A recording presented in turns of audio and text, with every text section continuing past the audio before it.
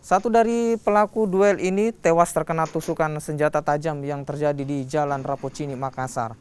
Sementara satu pelaku lainnya dilarikan ke rumah sakit untuk mendapatkan perawatan intensif akibat terkena senjata tajam. Sementara itu, untuk mencegah aksi balas dendam dari pihak keluarga, sejumlah polisi bersiaga di rumah sakit. Polisi yang melakukan penyelidikan meminta kepada pihak keluarga agar korban tewas diotopsi. Menurut polisi, duel terjadi lantaran keduanya tak terima saat saling bertatapan di sebuah minimarket.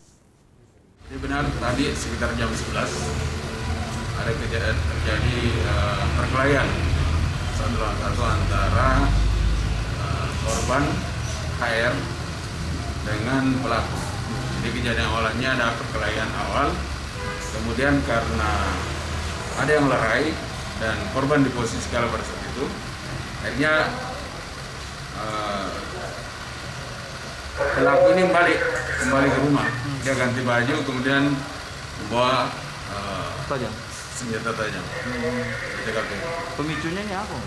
Pemicunya hanya masalah sepele, hanya bertatapan saja. Jadi korban itu merasa tersinggung waktu ditatap oleh pelaku.